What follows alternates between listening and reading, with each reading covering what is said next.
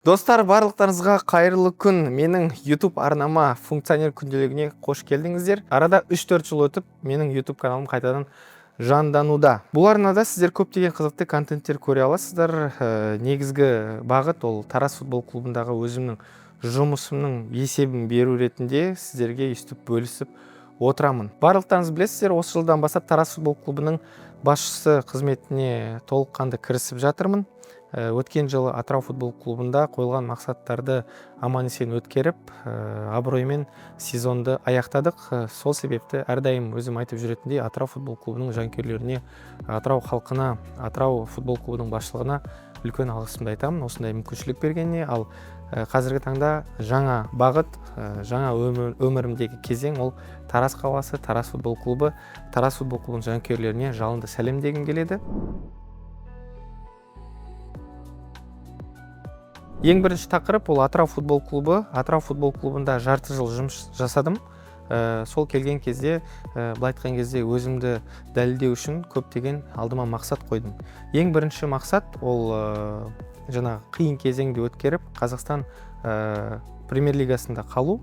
Сол нақты тапсырманы орындап, бәрімізге осындай футбол клубы қуаныш сыйлады. Сонымен қатар Атырау футбол клубында көптеген медиа саласындағы үлкен жұмыстар атқарылды. Оның негізгі бағыты ол YouTube желісіндегі Атырау ТВ каналы ашылды.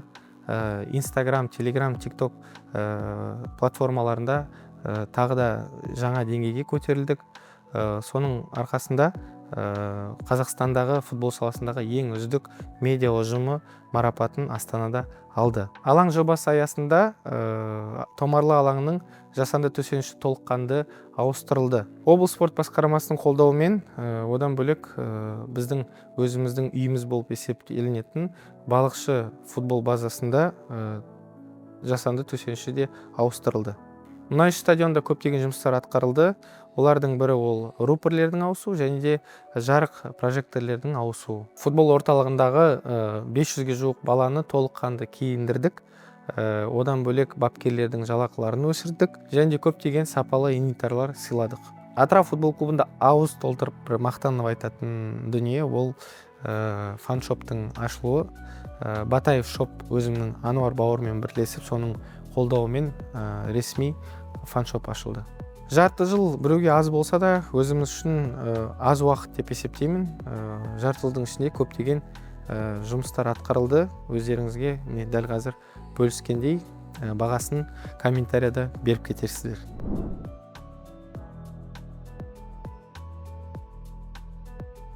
Өмірімнің жаңа кезеңі ол Тараз футбол клубы. Тараз футбол клубын барлықтарыңыз білетіндей, ол біздің фабрика ғой, Қазақстан ұлттық құрамасын баптайтын, көптеген жарық жұлдыздарды беретін мекен. Сол себепті көптеген проблемалары бар клуб деп елдер қорқытқанмен, өзіме бір батылдық күш жинап, Тараз футбол клубын көтеруге бағыт бұрдым. Қателеспесем, 8 желтоқсан күні мені ресми басшысы ретінде біздің Тараз футбол клубының ұжымымен таныстырды. Содан бастап осы жылдың соңына дейін көптеген сапарда болдым.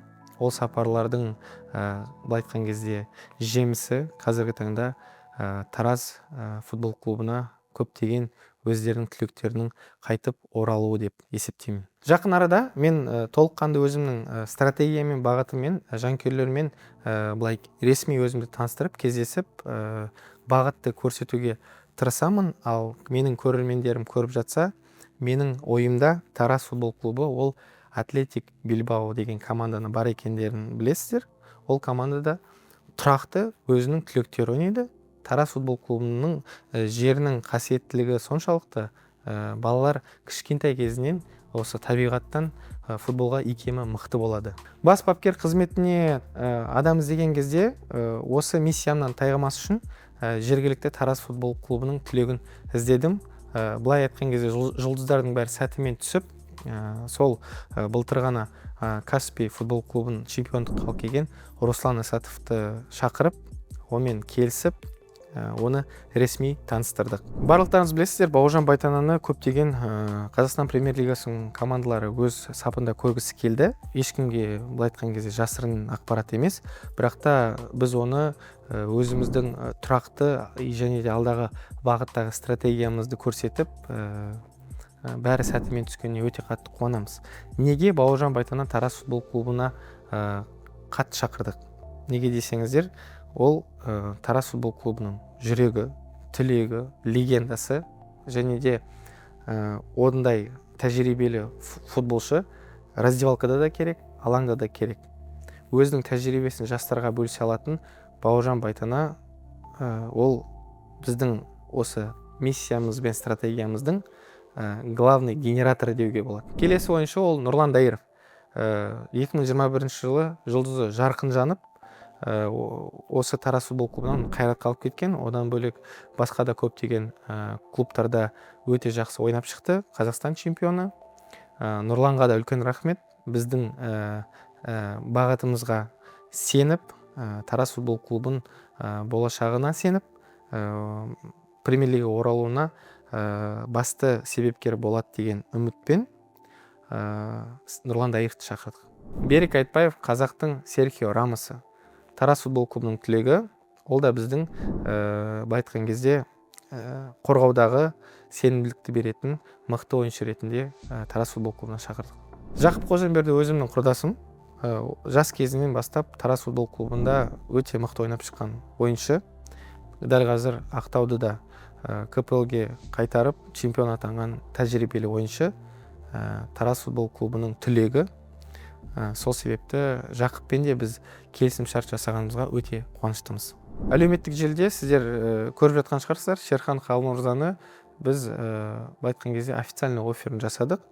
Негізінде біздің жеке ойымыз лига чемпионов болмаса, бұл трансфер негізінде болып қалады деген үлкен үмітте едік.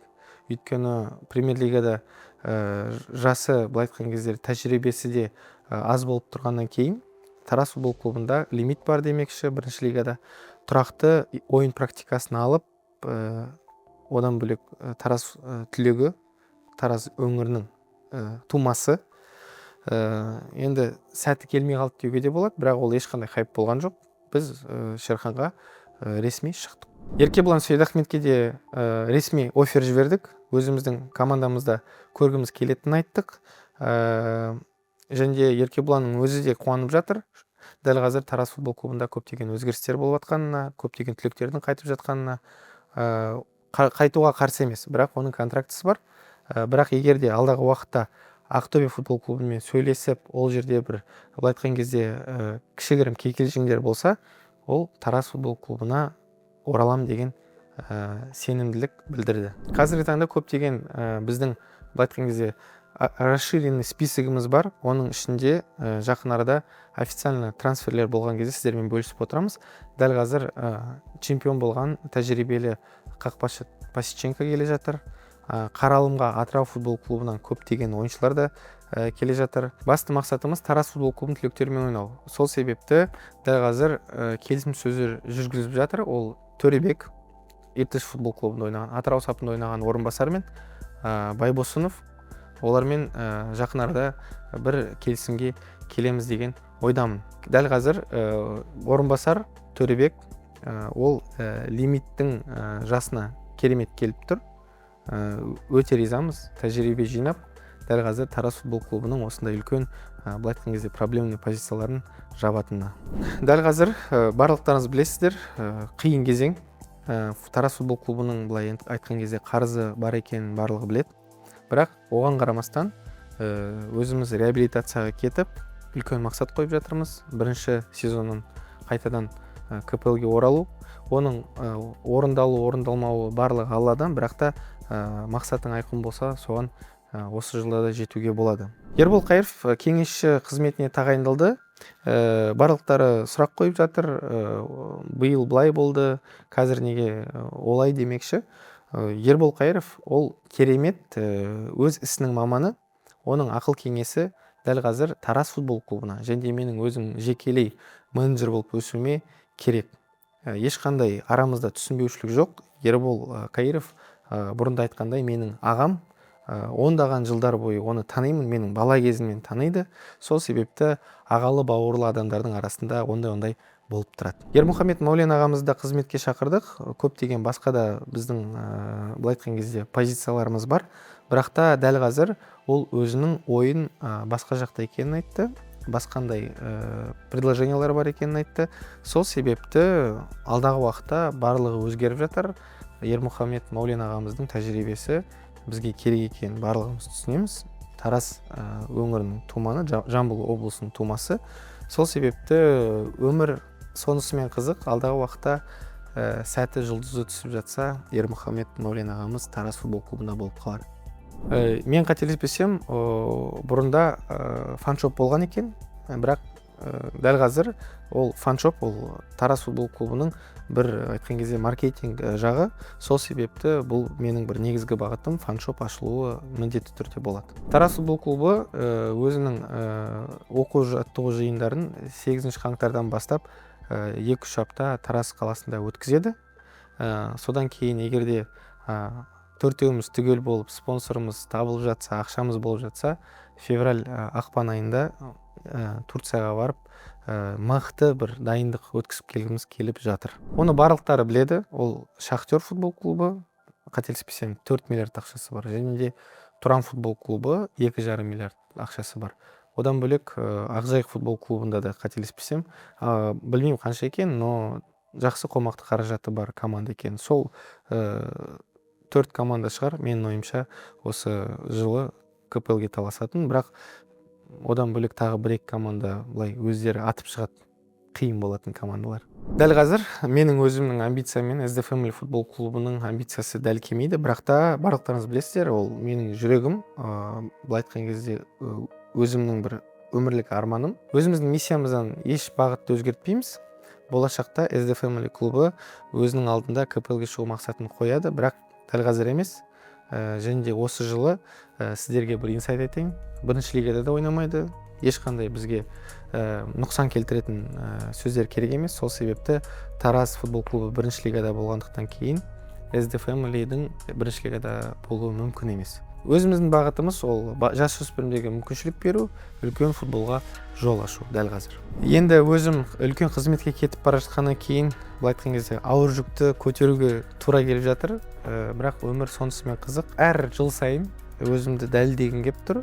Дәл қазір функционер қызмет ретінде. Сол себепті медиа лигада менің ойнауым осы жылы мүмкін емес деп айтайық, жақын арада. Бірақ бәрі өзгеріп кетті мүмкін енді, бірақ дәл қазір қызметке толыққанды басымен кіргім келіп тұр. Бірақ медиа футболды да қолдап тұрамыз, жігіттер өздері жұмыстарын жасайды. Негізінде ақпан айында халықаралық турнир болу керек еді.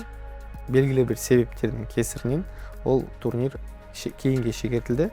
Менің ойымша бір наурыз айында халықаралық турнир болып қалуы мүмкін.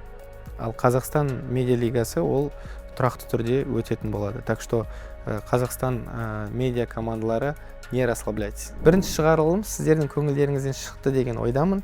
Каналға міндетті түрде тіркеліңіздер. Тараз футбол клубының жанкүйерлері, менің жеке көрермендерім. Алдағы уақытта қызықты контенттермен сіздерді қуантамын. Көптеген бағытта жұмыс жасаймыз. Жанкүйерлердің алдында, өзімнің көрермендерімнің алдында былай есеп беріп отырамын, ойындарды комментировать етіп отырамыз. Одан бөлек қандай жұмыс жасалынатын және де жасалынған жұмыстарды сіздерге ашық түрде естіп көрсетіп отырамын. Сіздермен болған ауылдан шыққан футболды шын жүрегімен сүйетін функционер Дидар Сыдықбек.